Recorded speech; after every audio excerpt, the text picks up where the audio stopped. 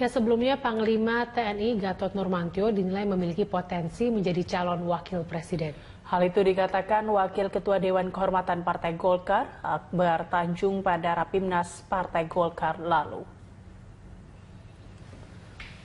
Wakil Ketua Dewan Kehormatan Partai Golkar, Akbar Tanjung mengatakan Jenderal TNI Gatot Nurmantio mempunyai potensi menjadi calon wakil presiden pada pemilu 2019. Sementara itu, Panglima TNI enggan menanggapi pernyataan Akbar Tanjung itu. Gatot mengatakan dirinya masih menjabat sebagai Panglima TNI. Gatot pun menegaskan dirinya masih merupakan anak buah dari Presiden Joko Widodo.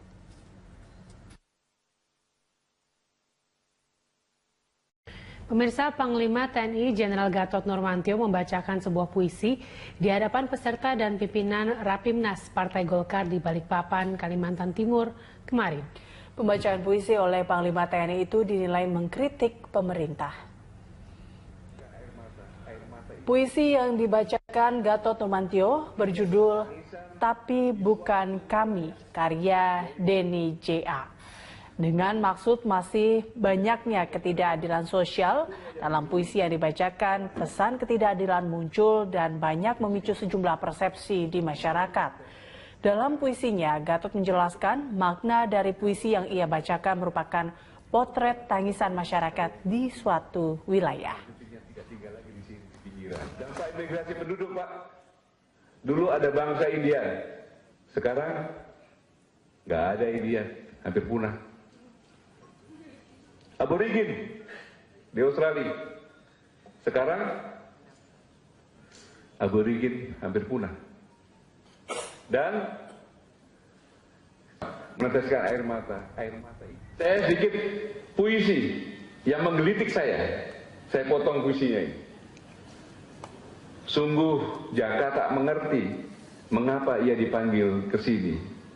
Dilihatnya Garuda Pancasila tertempel di dinding dengan gagah. Dari mata burung Garuda ia melihat dirinya. Dari dada burung Garuda ia melihat desa.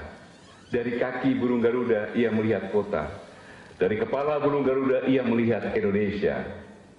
Lihat, hidup di desa, sangat subur tanahnya, sangat luas sawahnya, tapi bukan kami punya. Lihat, padi menguning, menghiasi bumi sekeliling. Desa yang kaya raya, tapi bukan kami punya. Lihat hidup di kota, pasar swalayan tertata, ramai pasarnya, tapi bukan kami punya. Lihatlah aneka barang dijual, belikan orang. Oh makmurnya, tapi bukan kami punya. Jika Jaka terus terpana, entah mengapa, meneteskan air mata itu ia yang punya. Pembacaan puisi oleh Panglima TNI Gatot Nurmantio di Rapimnas Partai Golkar menimbulkan tanggapan.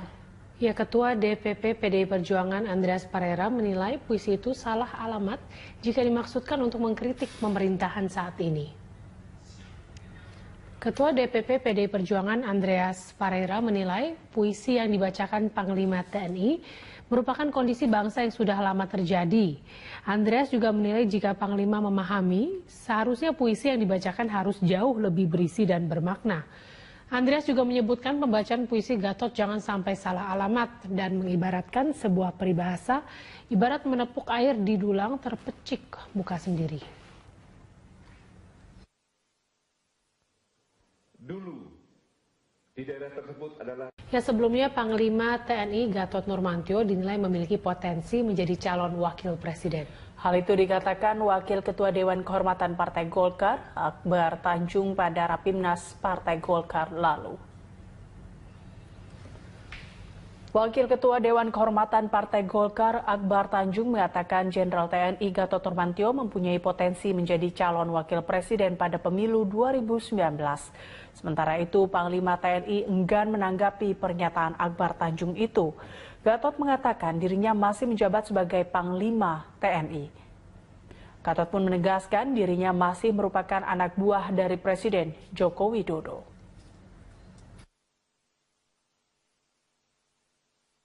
Rapat Pimpinan Nasional 2 Partai Golkar 2017 selesai digelar pada 23 Mei 2017 kemarin.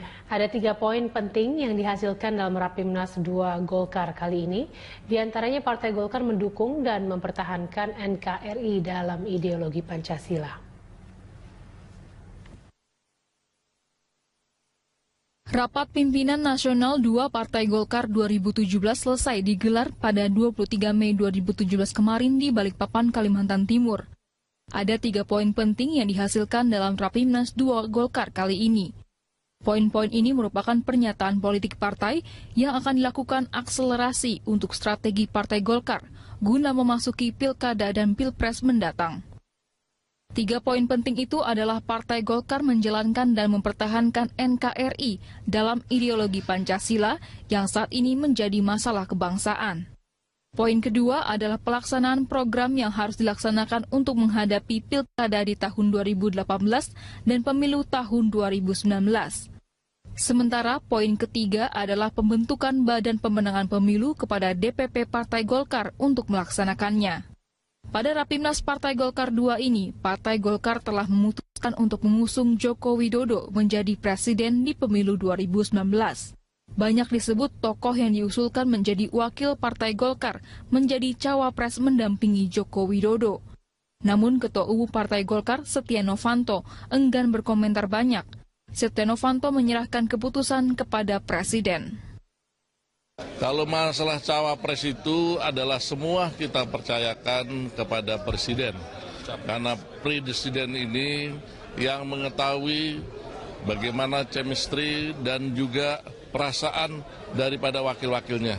Jadi saya tidak bisa memberikan apapun kecuali mendoakan semoga beliau sehat dan juga diberkahi dan perjalanan untuk memimpin negara ini bisa selamat dan selesai dan memilih yang terbaik.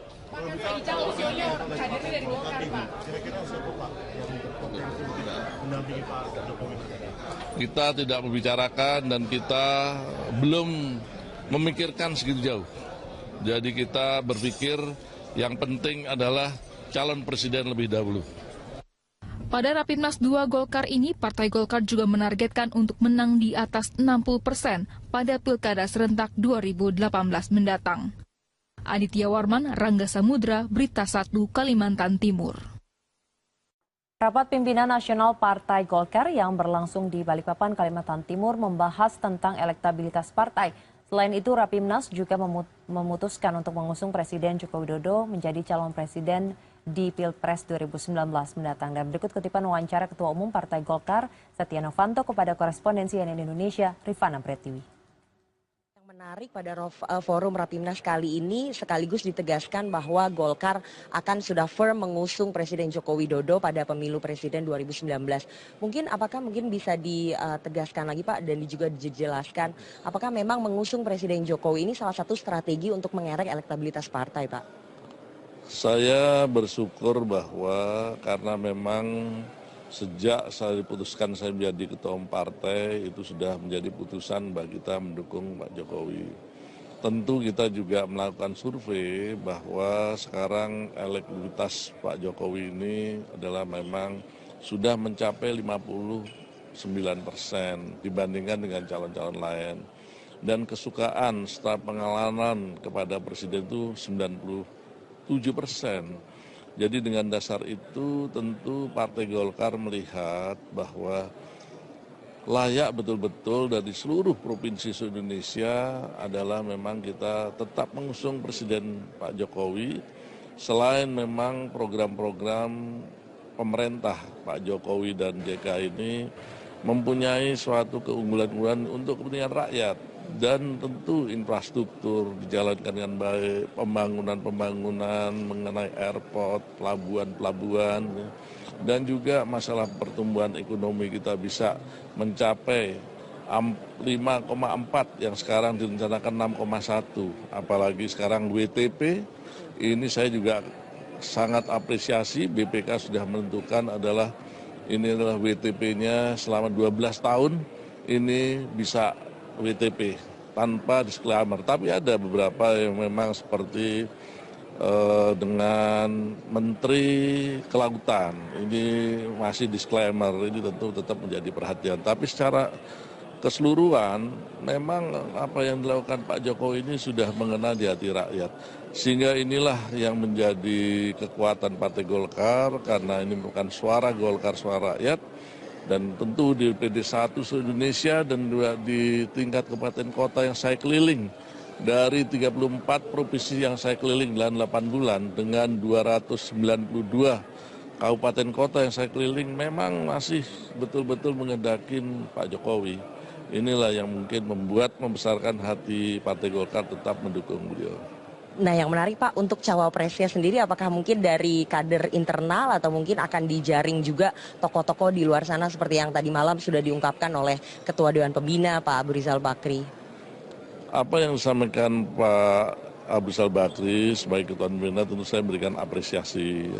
Tapi tentu saya selaku Ketua Umum Partai Golkar di dalam pencapresan ini kita serahkan sepenuhnya kepada Presiden Pak Jokowi, karena di dalam melakukan calon presiden itu harus mempunyai nafas yang sama, chemistry yang sama, dan itu harus langsung dipilih oleh beliau.